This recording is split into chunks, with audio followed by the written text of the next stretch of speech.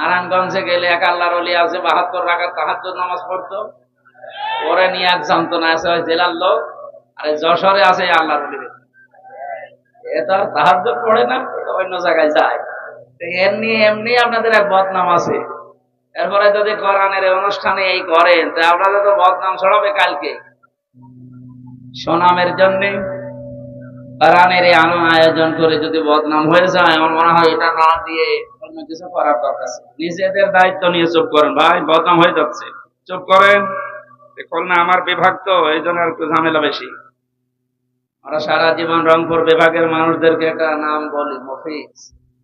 এটা যেন বাদ দিয়ে না, কেটে দিয়ে। ওরা মফিজ হলেও ভালো, নরম সরল, উদার আছে।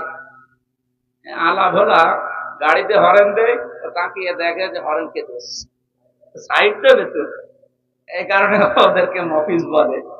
কিন্তু ওরা গরিব মানুষ তো, রংপুর বিভাগের মানুষেরা, ওরা নবীজির হাদিস অনুযায়ী অন্যান্য বিভাগের চাইতে 500 বছর আগে জান্নাতে যাবে। ধনীদের চাইতে গরিবরা কত বছর আগে জান্নাতে যাবে? তোদের আর একটা সমস্যা আছে, বিড়ি বেশি খায়।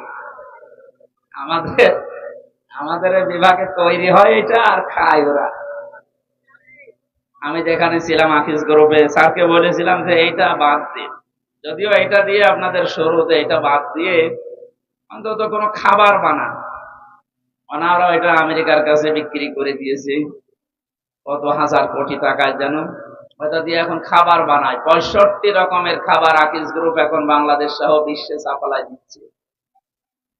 অনেক একটা আফসোস করে বলেছিল যে জাতির লোকেরা, আকিস মিয়া, যে যতদিন পর্যন্ত আমি বিড়ি বানালাম ততদিন কেউ আমার ফতোয়া দিল না। যখন আমি মানুষের রোগ প্রতিরোধের জন্য, রোগ পরিষ্কার করার জন্য, রোগ ভালো হওয়ার জন্য একটা হাসপাতাল বানালাম, তখন যত রকমের ফতোয়া আমার পেছনে মানুষ দিতে আরম্ভ করেছে।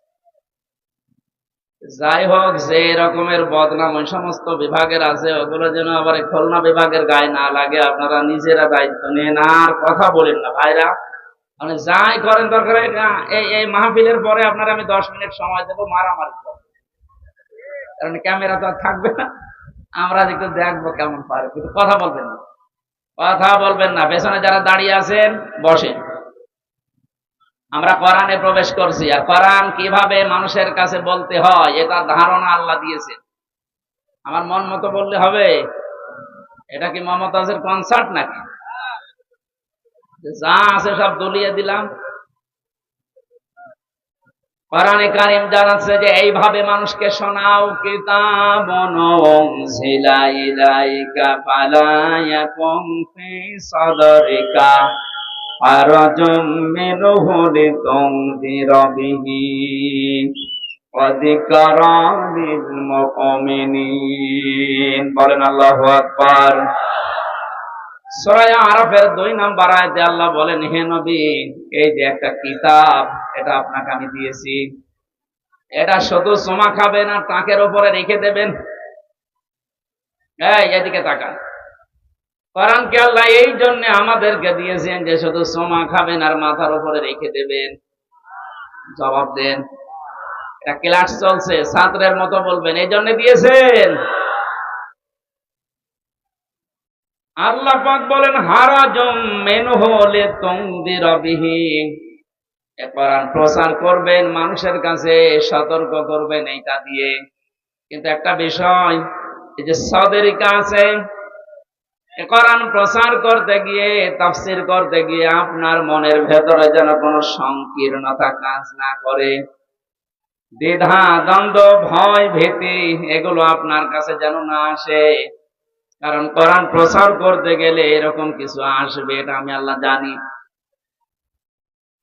হারাজন শব্দের ব্যাখ্যা পেয়েছি তাফসীরে আমি 2টা।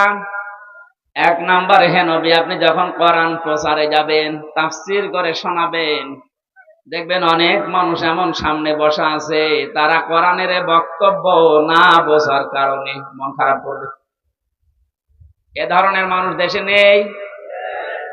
আল্লাহ যেটা বোঝাতে চাই, হয়তো ওর মেধা ওইরকম নেই, ওর মাথায় ওই রকম ব্রেন নেই, ও না বুঝে আন্দাজে এক ধারণা করে হয় মন খারাপ করে না চলে যায়। দ্বিতীয় নম্বরে, আবহমান কাল থেকে এই পৃথিবীতে এমন এমন নিয়ম নীতি ইসলাম মনে করে মানুষ পালন করছে যেটা আসলে ইসলামে নেই। আপনি যখন কোরআনের ব্যাখ্যা করতে যাবেন ওইগুলো তো টিকবে না, ওগুলো সব বাদ চলে যাবে। এতদিন যারা ইবাদত মনে করে ওইটা পালন করছে, জীবনেও তারা আপনার কথা শুনবে না, আন্দাজে তখন আপনার প্রতি খারাপ ধারণা করবে। তখন বলবে এরা আল্লাহর ওলি মানে না, এরা পীর বুজুর্গ মানে না। কোরআনে কারিমে আল্লাহ এই আয়াতের পরে এই জন্যই এই শব্দগুলো এরপরে লাগিয়েছেন, ইত্তাবিউ মা উনজিলা ইলাইকুম মির রাব্বিকুম ওয়া লা তাত্তাবিউ মিন দুনিহি আউলিয়া ক্বালিলাম মা তাযাক্কারুন। ইত্তাবিউ বহু বচন দিয়েছেন আল্লাহ।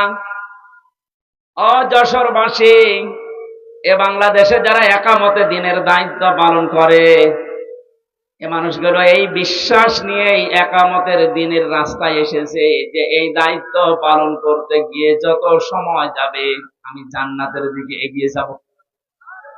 এটা অন্তত যারা করছে, তারা যদি নাও করে, আমি করি ব্যক্তিগতভাবে, দিন কায়েমের জন্য একামতে দিনের দায়িত্ব পালন করতে যে সময়টুকু অর্থ যা কিছু ব্যয় হবে, আমার মেধা যোগ্যতা বক্তৃতা সব আমাকে জান্নাতের দিকে এগিয়ে নেবে। এই জন্য একামতে দিনের দায়িত্ব পালন করছেন যারা, নিজেকে ছোট মনে করবেন না, হীনমন্যতায় ভুগবেন না। আমি গ্যারান্টি দিয়ে যেতে পারি আপনাকে আল্লাহ কোনদিন জাহান্নামে দেবে না।